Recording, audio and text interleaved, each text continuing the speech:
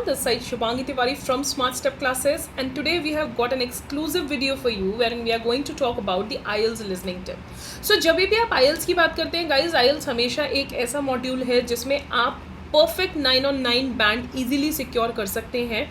इसमें सिर्फ कुछ टिप्स और ट्रिक्स की ज़रूरत होती है. अगर आप उसको फॉलो करेंगे फॉर अबाउट 5 days और फॉर 5 क्लासेस, इसमें आप इजीली 9 on 9 ला सकते हैं और अपने ओवरऑल स्कोर को काफ़ी स्ट्रांगली इम्प्रोवाइज कर सकते हैं. So tip number 1, understand the accent because the accent of the speaker is primarily British. So British language के पॉडकास्ट को ज़्यादा से ज़्यादा सुनिए. जितना आप पॉडकास्ट सुनेंगे you will get use to of the pronunciation that is been done. अगर मैं फॉर एन एग्जांपल बात करूँ, इंग्लिश को ही अगर अमेरिकन एक्सेंट में बोला जाए और ब्रिटिश एक्सेंट में बोला जाए, सो दोनों ही वर्ड्स के प्रोनाउंसिएशन में, दो the language is same but दोनों ही वर्ड्स के प्रोनाउंसिएशन में काफ़ी डिफरेंस होता है.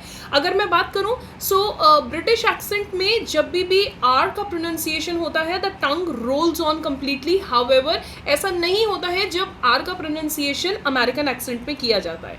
तो जब भी आप अपने लिसनिंग को प्रिपेयर करेंगे, make sure daily 20 minutes British accent के पॉडकास्ट को आपको ज़रूर सुनना है with the subtitles, so that you can get to know कि इसका जो प्रोनाउंसिएशन है वो किस प्रोसेस में हो रहा है, क्या इसका एक बेसिक नेचर है प्रोनाउंसिएशन का. एक बार आप उस प्रोनाउंसिएशन को समझ लेंगे तो आपके लिए थोड़ा ईजी हो जाएगा to understand and interpret the information shared by the speaker in the podcast or in the listening test. Second is, get used to the way letters and numbers are pronounced in the British and American accent. Numbers का pronunciation जो है, always remember if there is a date, if there is a postcode, if there is a particular time, if there is a particular month, most likely IELTS listening में इसके questions definitely हैं. Right. सो बहुत ज़्यादा probabilities होती हैं कि जो भी डेट्स हैं, जो भी टाइम्स हैं या जो भी स्पेसिफिक डिटेल्स हैं, उनके क्वेश्चंस आपके आईएल्स लिसनिंग में ज़रूर हों. सो आपको थोड़ा सा एक एक्सेंट को पकड़ना पड़ेगा, थोड़ा सा आपको उनके वर्ड्स या उनके लेटर प्रोनाउंसिएशन को पढ़ना पड़ेगा. लाइक इन इंग्लिश और इन इंग्लैंड और in British we say zero, but in American we say O.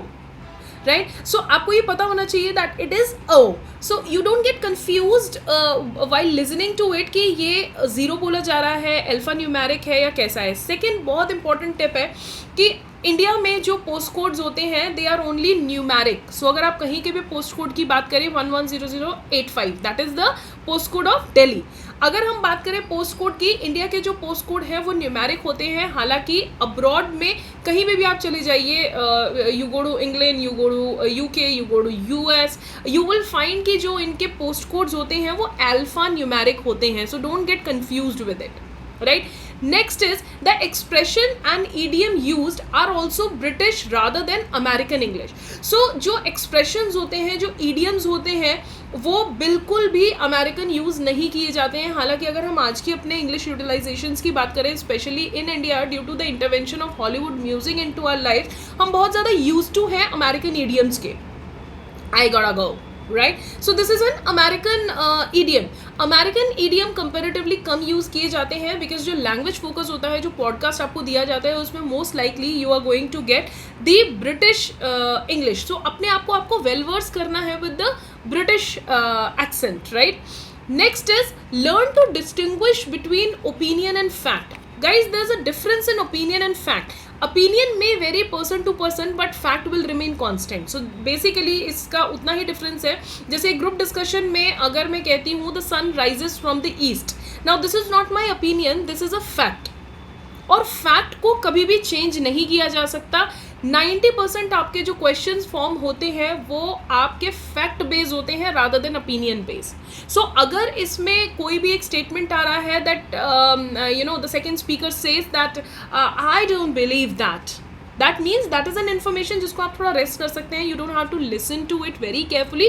Reason being कि उसकी रिक्वायरमेंट इतनी नहीं होगी. जो क्वेश्चन पैटर्न है वो ओपिनियन बेस्ड कम होते हैं, फैक्ट बेस्ड ज़्यादा होते हैं. Next is the question follows the oral text. That means ऐसा नहीं होगा जो अगर आपको 1 to 40 क्वेश्चंस दिए गए हैं ना, वो स्पीकर उसी ऑर्डर में उसके इन्फॉर्मेशन को अनाउंस करता है. ऐसा नहीं हो सकता कि फर्स्ट क्वेश्चन का जो इन्फॉर्मेशन है वो स्पीकर अपने 7th सेंटेंस में दे रहा हो. सो जितने भी क्वेश्चंस आपको दिए गए हैं और जो पॉडकास्ट चल रहा है, जो ऑडियो चल रहा है, वो दोनों साइमल्टेनियसली ही चल रहे हैं, वो उसी ऑर्डर में चल रहे हैं. सो अगर आपने 1% क्वेश्चन नंबर 2 का आंसर मिस कर दिया है और आपने क्वेश्चन नंबर 4 के आंसर को ढूंढ लिया है, so there is no point and there is no way you can go back to the question number 2 and get your answer. नहीं हो सकता. तो you have to leave that idea there only and focus on the remaining part of it. Right? Next is you need to familiarize yourself with chart, graph, flow chart, bar chart, pie chart, etc.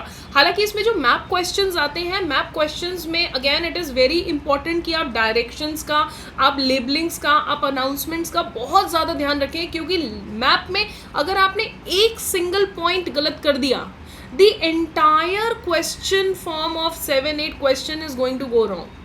There is no look back. So initially ही आपको बहुत ध्यान से directions को लेके चलना है. अगर map questions हैं तो डायरेक्शन एंड प्रेपोजिशंस, इन दोनों को बहुत ध्यान से सुन के चलना है पूरे ऑडियो में. पॉडकास्ट जैसे above that, behind, beside, across, ये वर्ड्स ऐसे होंगे जो आपके आंसर डिराइविंग वर्ड्स होंगे. So you have to focus on this a lot. That is all what you're going to learn, and if you are practicing these points in your listening practice, there's nothing which can stop you getting a good 9 band out of 9. And if you have any topic which you want us to be covered, don't forget to mention in the comment section. Don't forget to like, comment, share and subscribe our channel.